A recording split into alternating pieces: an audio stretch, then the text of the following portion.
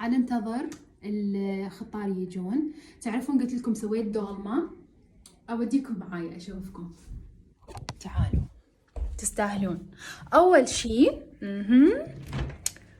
شيء خلي اقرا ليالي لبنان، سويت ليالي لبنان وحطيت الفستق على القشطة وحسيت صارت شو يسمونه.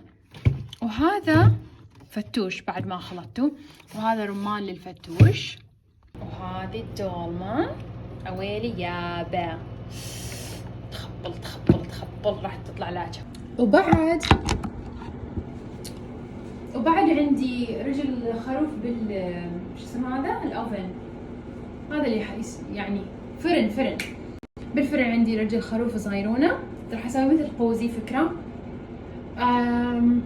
شنو بعد راح اطبق تمن. اوكي وخلاص بس. وزوجي هم راح يسوي ودندن راح يسوي الابل كرامبل الشهيرة مالته. سويت المكياج مالتي حسيت كلش ثقيل، شنو رايكم انتو؟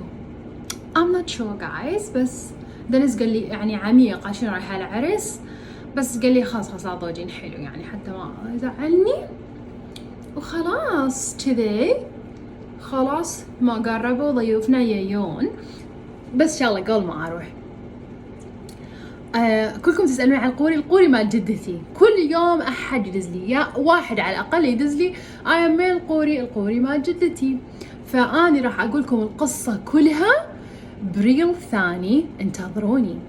غير احمسكم يعني كل شيء اقول لكم هو مرة واحدة. باي. اشوفكم. هاي غراض الفتوش، خبز محمص، باديون وليمون. بس هذا الضوء احلى بدون.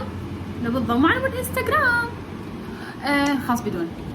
من شو اسمه، اذا تذكرت يعني اقص صورة للاكل ودي انزل لكم هي، اذا لا خلاص يعني شوفتكم.